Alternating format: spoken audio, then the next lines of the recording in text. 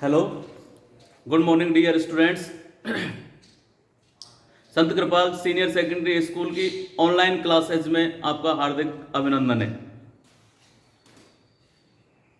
विज्ञान के lecture number 5 में मानव पाचन तंत्र से आगे पाचन ग्रंथियां आती हैं। पाचन ग्रंथियों के बारे में हम आज अध्ययन करेंगे। कल मैंने दूसरे चैप्टर मानव तंत्र में मनुष्य का पाचन तंत्र समझाया था। आज पाचन तंत्र समझाने के बाद में पाचन ग्रंथियां जो भोजन के पाचन में महत्वपूर्ण भूमिका निभाती हैं, इन सभी पाचन ग्रंथियों के बारे में अध्ययन करेंगे। तो डियर स्टूडेंट्स, आशा करता हूं कि आपने कल तक जो मैंने कराया था वो आपने फेयर कॉपी में नोट डाउन कर लिया होगा। यहाँ से आगे भोजन के पाचन होने के उपरांत हमारे शरीर के अंतर्गत भोजन का जो पाचन किया जाता है, पाचन ग्रंथियां बहुत कार्यरत सक्रिय रूप में रहती हैं। इन पाचन ग्रंथियों में मुख्य रूप से मानव शरीर के पाचन तंत्र में 3 प्रकार की पाचन ग्रंथियां कार्यरत होती हैं। इनमें पहली जो पाचन ग्रंथि आती है वो लार ग्रंथि आती है। और लार ग्रंथि मनुष्य के सामने जैसे ही भोजन आता है, भोजन आने के उपरांत लार ग्रंथियां सक्रिय हो जाती हैं। और भोजन जैसे हम भोजन करते हैं तो भोजन में लार सक्रिय होने के उपरांत एक बोलस बनता है और श्लेष्मिक आवरण आने के बाद में भोजन को लसलसा बनाया जाता है। भोजन जैसे ही लसलसा होता है, लसलसा भोजन चबाने के दांतों के माध्यम से चबाने के द्वारा जब चबाया जाता है तो उसके बाद में ये भोजन ग्रसनी के माध्यम से निगल के ग्रसनाल में पहुंचा दिया जाता है। तो डियर स्टूडेंट्स, पाचन ग्रंथियों में पहली पाचन ग्रंथि आती है लार ग्रंथि। और लार ग्रंथि जो होती है ये मनुष्य के पाचन तंत्र में तरल सीरमी तरल का निर्माण करती है। यह ग्रंथि मुख में लार उत्पन्न करने का कार्य करती है और भोजन को लसलसा बनाने का कार्य करती है। लार ग्रंथि मुख्य रूप से 3 प्रकार की होती है। पहली ग्रंथि आती है कर्णपूर्व ग्रंथि, जैसा कि इसका नाम है कर्णपूर्व ग्रंथि। कर्णपूर्व यानी कि कान से पहले, यानी इस भाग में, यहाँ इस भाग में कर्ण के नीचे वाले भाग में कर्णपूर्व ग्रंथि पाई जाती है। और इस ग्रंथि का जो मुख्य कार्य होता है कर्णपूर्व ग्रंथि का, यह सीरमी तरल का स्राव करने का कार्य करती है। और यह गालों में कर्ण के निचले हिस्से में पाई जाती है, यानी कान का नीचे का यह हिस्सा इस हिस्से में पाई जाती है। इसके बाद में लार ग्रंथि का जो दूसरा प्रारूपिक रूप होता है वो होता है अधोजंब या अभिचिबुक ग्रंथि।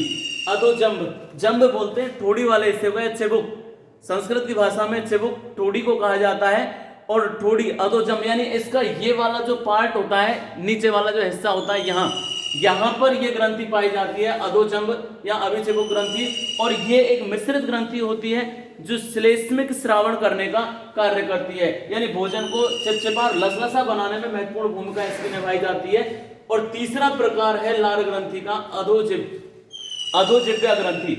अधोजिह्वा ग्रंथि जो होती है ये मनुष्य के मुख के जीभ के नीचे वाले हिस्से में, मनुष्य के मुख के जीभ के नीचे वाले हिस्से में अधोजिह्वा ग्रंथि पाई जाती है। और इस ग्रंथि का कार्य भी होता है श्लेष्मिक श्रावण करने का, यानी कि श्लेष्मिक श्रावण करती है। यह भी भोजन में विभिन्न, जब लार सक्रिय होती है तो उसके साथ में भोजन में जो एंजाइम सक्रिय होता है, लाइसोजाइम एंजाइम जो सक्रिय होता है, उसको बोलस बनाने का और एक टारगेशन बनाने का कार्य करती है। और उसको लसलसा बनाने के उपरांत भोजन को आगे की ओर पहुंचाने का कार्य करती है। दूसरी जो ग्रंथि आती है पाचन तंत्र के अंतर्गत पाचन ग्रंथियों में, वो आती है अग्नाशय ग्रंथि। और अग्नाशय ग्रंथि जो होती है ये एक प्रकार की मिश्रित ग्रंथि होती है। अग्नाशय ग्रंथि एक प्रकार की मिश्रित ग्रंथि होती है। अब इसको मिश्रित ग्रंथि क्यों कहा है? क्योंकि इसमें अंतःस्रावी रूप भी होता है, अंतःस्रावी रूप भी होता है और बहिस्रावी रूप भी होता है। बहिस्रावी रूप, अंतःस्रावी रूप में ये इंसुलिन व ग्लूकेगॉन हार्मोन का, इंसुलिन व ग्लूकेगॉन हार्मोन का निष्कासन करती है।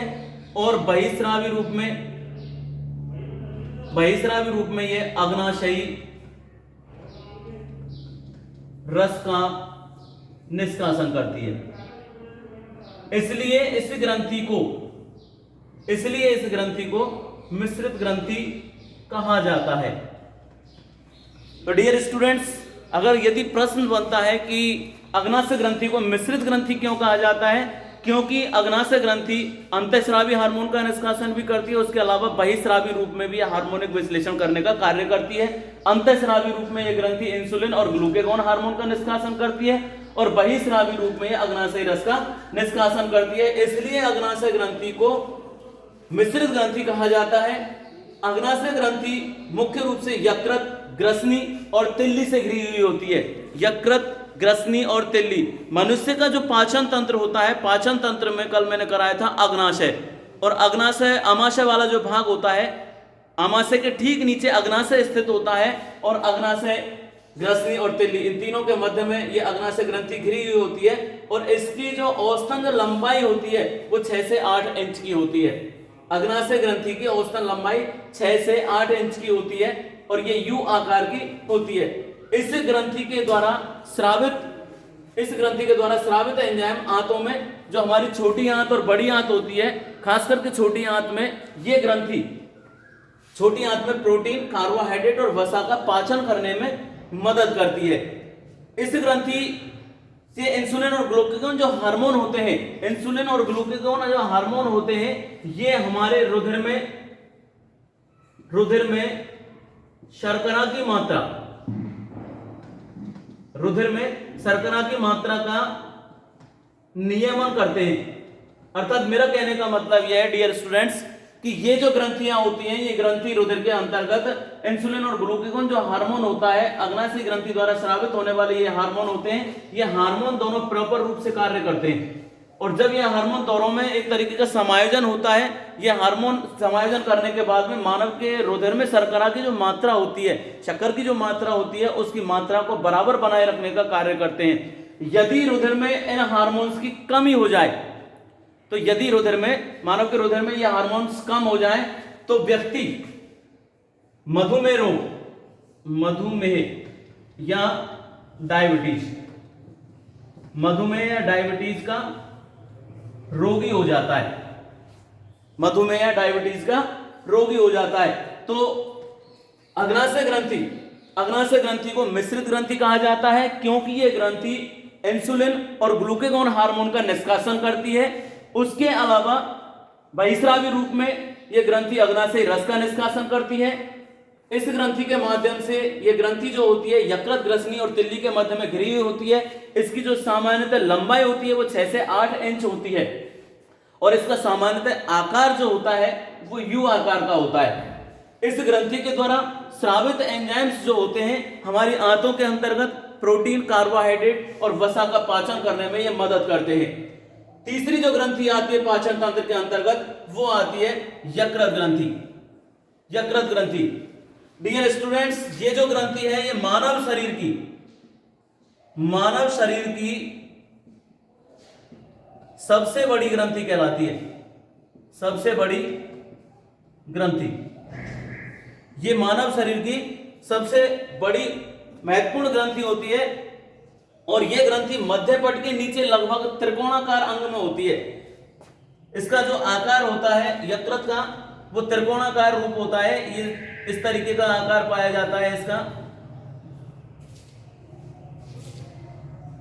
यहां इस तरीके से इसके आकारिक रूप होती है। तो यह ग्रंथि लगभग त्रिकोणाकार रूप में पाई जाती है और यकृत करीब 1 लाख छोटी संरचनात्मक और कार्यात्मक इकाइयों के द्वारा निर्मित होता है, जिनको यकृत पालिकाएं कहा जाता है। और ये यकृत पालिकाएं जो होती हैं ये पित्त का निर्माण करती हैं मानव के भोजन के पाचन के दौरान। और जो पित्त का निर्माण होता है वो पित्ताशय में जाकर के एकत्रित हो जाता है। तो पित्त का निर्माण होने के बाद में इनका भंडारण कहाँ होता है? पित्त का निर्माण, इसका जो कार्य होता है वो पित्त का निर्माण करना और भंडारण होता है इसका पित्ताशय में।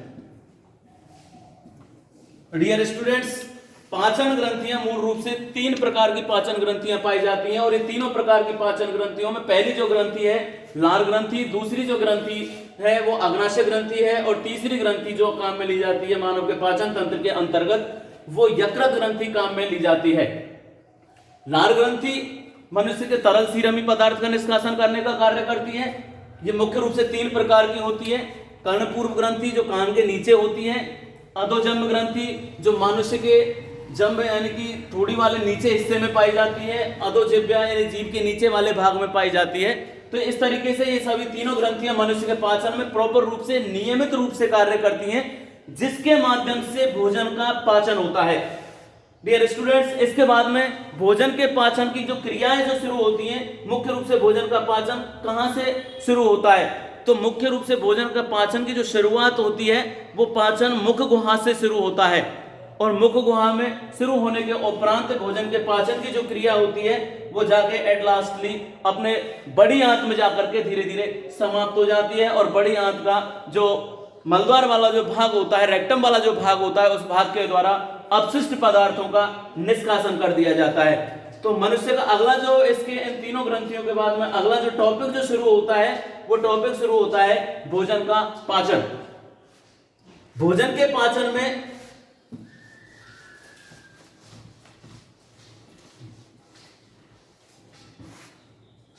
भोजन का पाचन, भोजन के पाचन की जो शुरुआत होती है वो मुख गुहा से होती है।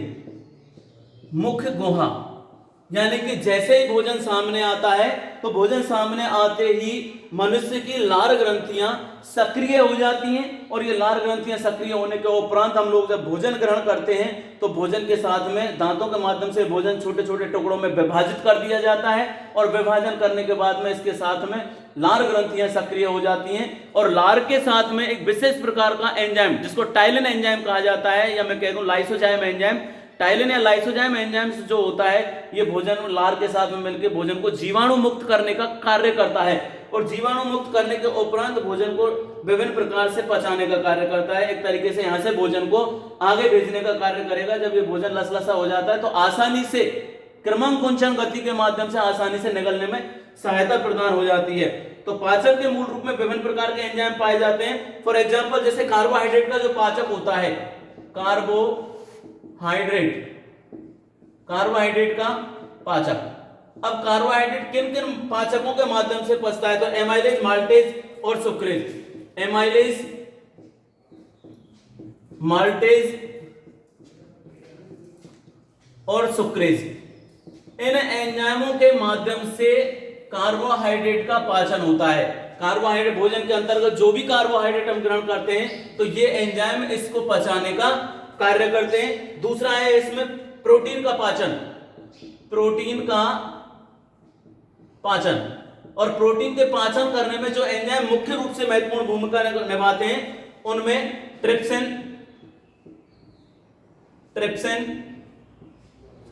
काइमोट्रिप्सिन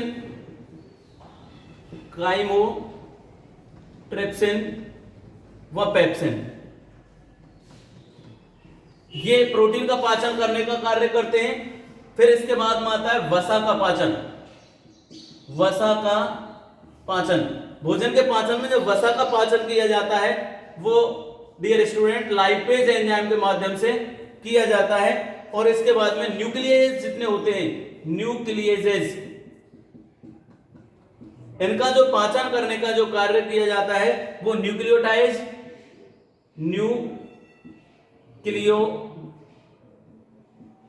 न्यूक्लियोटाइडेज व न्यूक्लियेजेस।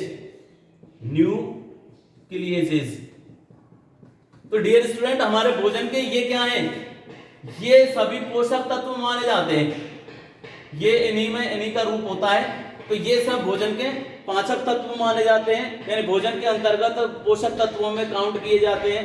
प्रोटीन, कार्बोहाइड्रेट, वसा, खनिज लवण, विटामिन, तो ये सब इनमें किए जाते हैं। इनमें मुख्य रूप से कार्बोहाइड्रेट, प्रोटीन और वसा, ये जब हम भोजन के दौरान ग्रहण करते हैं तो भोजन के दौरान जब ये ग्रहण किए जाते हैं तो कार्बोहाइड्रेट का जो पाचन किया जाता है, तो कार्बोहाइड्रेट का पाचन मुख्य रूप से एमाइलेज, माल्टेज और सुक्रेज एंजाइम के माध्यम से होता है। दूसरा प्रोटीन का पाचन जो किया जाता है, प्रोटीन का भोजन के दौरान जब हम प्रोटीन ग्रहण करते हैं तो इसका पाचन करने का कार्य ट्रिप्सिन, काइमोट्रिप्सिन और पेप्सिन एंजाइम करते हैं। वसा का पाचन जब किया जाता है तो वसा का पाचन लाइपेज एंजाइम करता है। और न्यूक्लियेजेज का जो पाचन करने की जो क्रियाएं होती हैं उसमें न्यूक्लियोटाइडेज व न्यूक्लियेजेज ये इसमें मूल रूप से सक्रिय होते हैं। तो भोजन को चबाने व लार के साथ मिलाने का कार्य जो मूल रूप से होता है वो कार्य मुख गुहा का होता है। भोजन को चबाने का कार्य और लार के साथ में तरल सीरमी बनाने का जो कार्य किया जाता है वो मुख गुहा संपादित करती है, इसको लसलसा बनाती है, आसानी से इसको ग्रासनाल में भेजने का कार्य करती है और भेजने के बाद में ये मूल रूप से HCl अम्ल का यहाँ से भोजन जैसे मुख गुहा में ग्रहण कर लिया जाता है तो ग्रहण करने के दौरान ये भोजन मनुष्य के मुख गुहा से ग्रसनी में होते हुए ग्रासनाल में जाता है। ग्रासनाल से ये भोजन आमाशय के अंतर्गत पहुंचता है। आमाशय में हाइड्रोक्लोरिक अम्ल सक्रिय होता है, उसके साथ साथ भोजन को पचाने की जो क्रिया होती है वो शुरू हो जाती है और ये एंजाइम्स जो होते हैं पेप्सिन, रेनिन, लाइपेज, ये एंजाइम सक्रिय होना शुरू हो जाते हैं। यहां से एंजाइम सक्रिय होने के उपरांत भोजन आमाशय से छोटी आंत में जाता है और छोटी आंत में भोजन जाने के उपरांत यहाँ पे भोजन की संपूर्ण पाचन की क्रिया कंप्लीट हो जाती है छोटी आंत के अंतर्गत। छोटी आंत में कार्बोहाइड्रेट, वसा और प्रोटीन इनका पूर्ण पाचन कर लिया जाता है। पूर्ण पाचन होने के उपरांत जितना भी बचा हुआ जो अपशिष्ट होता है, खास करके खनिज लवण और इन पदार्थों को, जल और खनिज लवण, इनका जो अवशोषण करने का जो कार्य होता है डियर स्टूडेंट्स, तो ये कार्य जो किया जाता है ये बड़ी आंत के माध्यम से किया जाता है। बड़ी आंत भोजन के पाचन में भोजन को पचाने का कार्य ना करके केवल जल और खनिज लवणों का अवशोषण करने का कार्य करती है। इनके बाद में शेष बचा हुआ जो भोजन होता है, शेष बचा हुआ जो अपशिष्ट होता है वो अपशिष्ट अंग मलद्वार अर्थात रेक्टम के द्वारा निष्कासित कर दिया जाता है। डियर स्टूडेंट, भोजन का जो पाचन तंत्र है इस संपूर्ण पाचन तंत्र में मनुष्य के पाचन तंत्र के अंगों के साथ साथ पाचन ग्रंथियां बराबर रूप से कार्यरत होती हैं। भोजन के पाचन की जहां से शुरुआत होती है पाचक रस वहीं से शुरू हो जाते हैं और ये पाचक रस मिलकर भोजन के पचाने का कार्य वहीं से शुरू कर देते हैं।